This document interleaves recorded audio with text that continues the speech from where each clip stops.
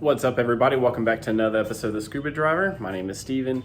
Today we're going to do a little bit of work to the car. I got a new fender for the car, as I mentioned in the last videos, and my painter actually went ahead and painted it for me, which is awesome. So we're going to get that on the car, but in order to do that, when you've got vertical doors, you've got to cut your fender, trim the inside to make sure the vertical door can open. And also I have quick release tabs for my front bumper, so I have to drill those into the new fender.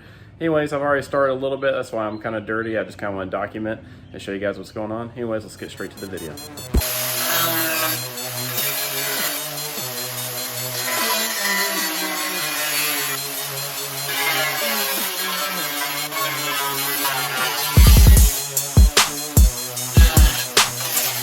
All right, so now that I've got that metal off, I test fitted it. The door is opening and not hitting the fender, which is what I was having problems with a dented fender. So I'm really happy about that. Obviously the paint match isn't perfect.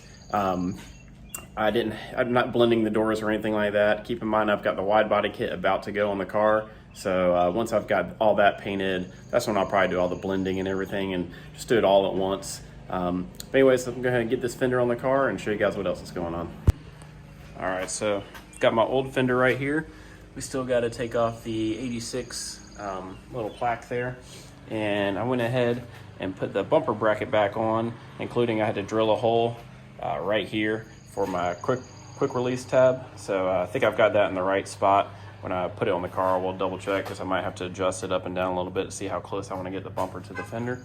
Anyways, I kind of want to show you guys the vertical door hinges here. I think what I'm gonna do is I'm gonna clean them up. I'm gonna retape my wires, get some new loom on there as well.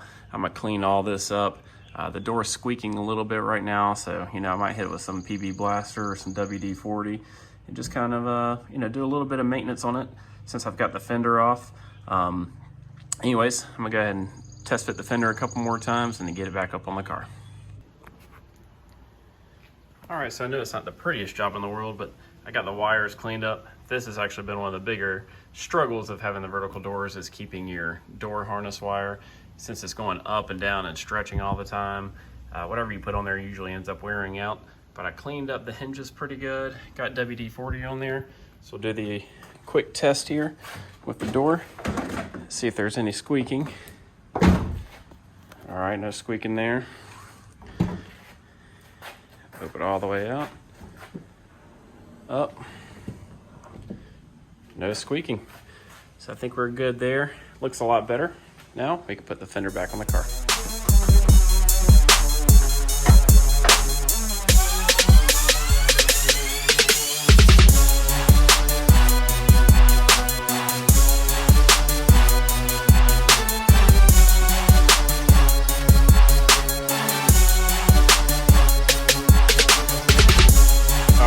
Got the fender on the car. Obviously didn't film the whole thing because, well, it's just putting a fender on a car. But anyways, I'm gonna get it outside so we can see what it looks like in the sun. You can already tell, it's a little bit different of a color.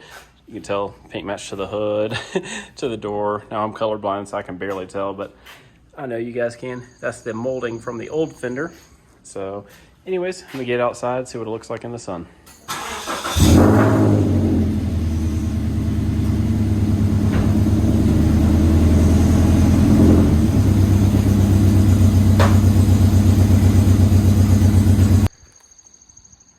Well, it doesn't really help that my car is absolutely filthy. I mean, it is covered in dirt. And I went ahead and took the side skirts off. I've got the new Aeroflow dynamic side skirts that I'm going to put on, but I'm actually going to wait to put those on whenever I get the wide body kit on. That way I can just match it up and make sure it looks good. But anyways, that's the passenger fender and the left fender. It's actually not as bad as I thought. It's fresh paint, so, obviously the color doesn't match. I didn't blend the door like I said earlier in the video. I'm gonna make sure whenever I get the wide body kit put on and I get everything painted, that's when I'll do all the matching and final fitting and everything. But anyways, I think it looks good. So the next part of this video is actually pretty exciting. I'm gonna show you why right now. I'm actually gonna be teaching myself how to weld. I've got the Forney Easy Weld. This is the Forney Easy Weld. Not prepared, I don't know the model name, but I'll find out for you guys. But anyways, I got it on Amazon.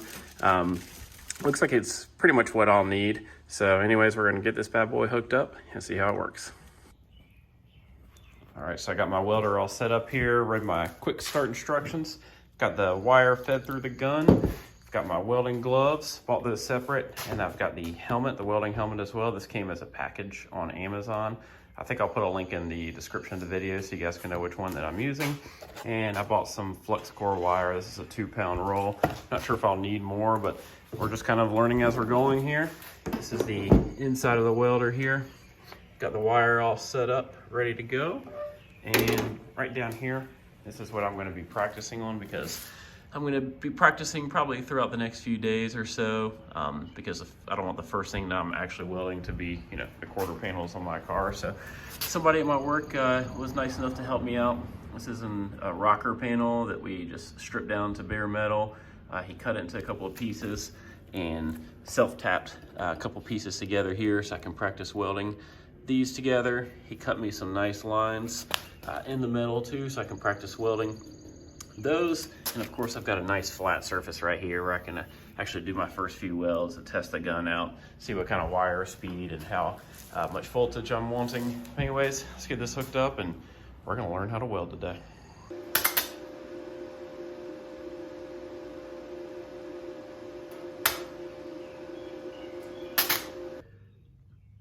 All right, so these are legit my first welds ever. Don't think I burnt through, but you know, I sent some pictures to my friend who's kind of giving me some tips. This is the back side of the rocker panel here. Doesn't look like it came through. I see my beads back there. Anyways, settings that I was using for my first time was I had a 3 voltage and a 3 wire speed. So I think I'm gonna turn the wire speed up just to 4 and maybe the voltage up to 4 and just see if that's what we need. This is some pretty thin metal, so I don't really wanna, you know, burn through it or make it too hot, but anyways, we're gonna give it another shot. Also, not gonna lie, I love wearing a welding helmet. This thing's pretty cool.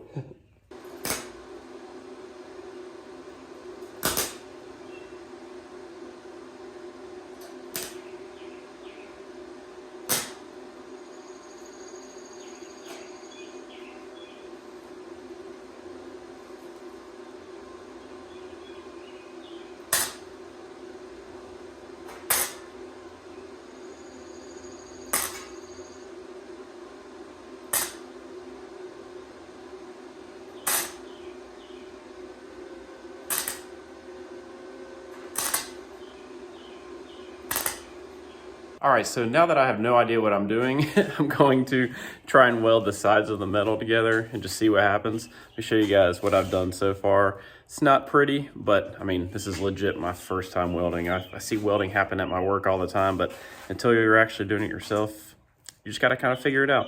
Anyways, let me show you what I've done and then show you what I'm about to do.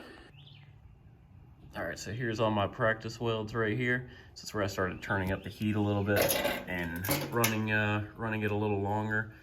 I don't know if that's good. I do know that I'm not burning through. I'm seeing my welds on the back, but it's not coming all the way through. This is the ugly part up here. I don't know why I started up here, but I was starting to learn, trying to teach myself how to get these gaps together, and obviously I did a terrible job. I burnt through multiple times. So what I think I'm gonna do is I'm gonna try and start on the sides here and see if I can weld these 2 pieces of metal together. Anyways, you know, practice makes decent, I guess.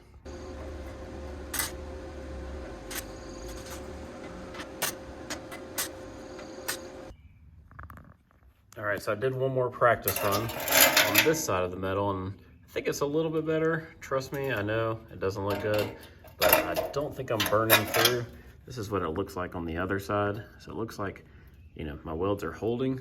I took the self-tapping screws out of the metal and everything seems to be staying in place. So I guess that means the metal is welded, but anyways, I've got plenty more practice to do. Luckily, I've got a lot of metal I can practice with before, you know, of course, we start cutting the car open.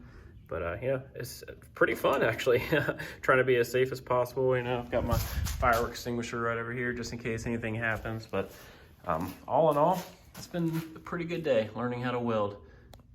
All right, with that, I think we're done here today. It's been a pretty good, productive weekend. You know, yesterday I cut the new fender, put it on the car, got everything mounted, and learned how to weld today. Took the side skirts off, ready for the new side skirts.